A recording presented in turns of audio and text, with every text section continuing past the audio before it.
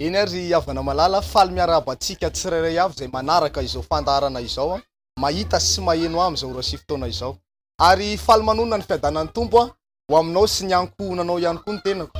Apôstôly Andreas ny anarako maro amintsika ny mety mbola tsy mahafantatra kanefa ny afantaran'ny olona de le hoe apôstôly navita fivadikanana 70 andro sy 70 alina.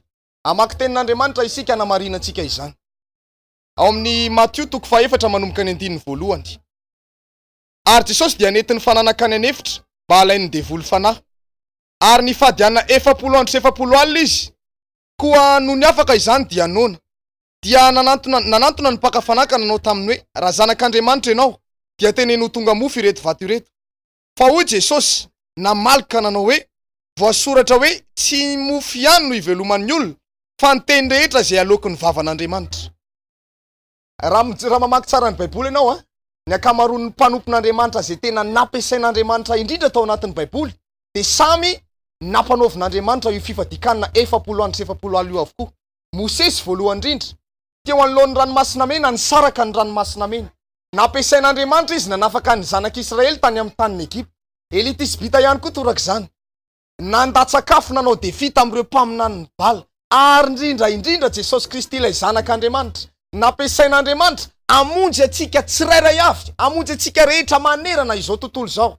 Ary Jesosy talohany nanaovany ny asan'Andriamanitra nandraisany ny asa fanompona zay nanirana azy de tsy maintsy niditra tao anatin'io fifadikanana io.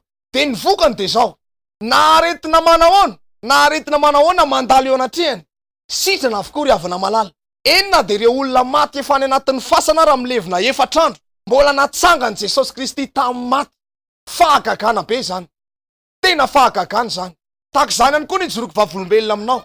Fa ny tenako ihany koa dia anisan'ny apôstôly nirahan'Andriamanitra manokana hitoro filazany tsara aminao amin'ity androany ity ary nanao zany fivadikanana 70 andro sy 70 alina izany. Nisy taona narary ny tenako. Niaina tao anatin'ny aretina mafy, aretina tsitra-panafody. Ny zavatra mahazo ahy de zao. Miamahiny vatako de ohatrany miareraka de misy taona le safotra tamika eny ampandehanana eny. De nanantona dokotera anankiray de rehefa nanantona dokotera de natao ny analizy. De rehefa natao analizy de pozitif le analizy. Aretina vokatry ny rendrarendra zay nataoko tam'izao fiainan'izao tontolo zao zany. De rehefa nahita n'iny aretina iny de tena natsapa diso fanantenana satria ilay aretina zay nahazo aretina tena mamenatra sy manala baraka. Tsy azo ambara amin'ny olona. Enina de ny ray aman-dreny koa raha tsy sahako nanambara izany taminy. De za amin'io fotoana io olona mivavaka nisy toerana anankiray zay efa nivavahako. Fa tao anatin'izay tsy mba nandray fanasitranana mihitsy. Fiangonana tena tiako io fiangonana io. Kanefa tsy nandray fanasitranana. De indray andro tsy napozina. Nahita fandaharana tamin'ny televizion anankiray misy mpanompo vavin'Andriamanitra mpaminany io. Nijoro vavolombelona tamin'ny tele. De rehefa nijoro vavolombelona izy de ohatrany hoe ny fiainako mihitsy no nambarany tao anatin'izany fandarana izany. De nanantona azy ka rehefa nanantona azy ny fomba matetika rehefa ny olona anankiray mararika manantona dokotera de tsy maintsy le olona ny manambara ny aretiny amin'le dokotera. Nefa ny zavatra nagaga de zao. Nanantona ny mpaminany vavin'Andriamanitra io nambarany tamiko avokoa ny fiainako rehetra. Ary rehefa nambarany tamiko ny fiainako rehetra hatramin'izany araritsy mbola tsy nambarako taminy nefa fatany ry havana malala. De niteny tamiko izy hoe atsoin'Andriamanitra ho apôstôly ianao ka raha manaiky izany antso zany ianao de hositran'Andriamanitra tao ao anatin'ny olana io. Tsy ny salasala ny tenako, nanolotra ny tenako apôstôly. Ny elohany nanaovako asa nefa tsy navelan'io mpaminany io. Nandray asan'Andriamanitra mihitsy fa nasainy niditra tao anatin'ny fifadikanana 70 andro sy 70 alina rano mangatsika fotsiny sotroina. Rehefa niroso tao anatin'izany fifadikanana zany ny vokany tahaka ny vokatra zay niraisiny Jesosy Kristy Tompo. Raha mino ahy ianareo izy de ny asa ataoko no ataonareo eny mihoatra lavitra izany ary.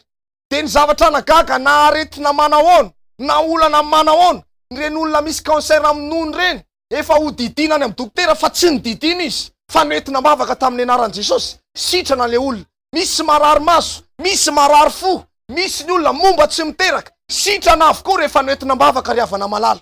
Milaza aminao aho fa mbola velona Jesosy, tsy ho frehare no anambarako izany aminao, no hijoroako vavolombelona aminao androany, fa anambarako ampahibe maso amin'ny olona rehetrarehetra eto a Madagasikara manerana an'izao tontolo izao, fa mbola velona Jesosy Kristy Tompo izay vavahantsika senao io.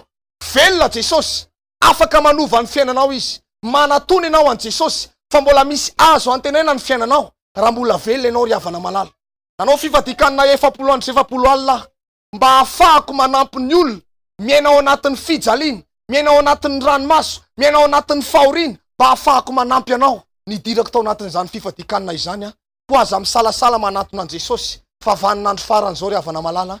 Tianao Jesosy ary tsy mandao anao mandrakizay izy raha manantona azy ianao andro.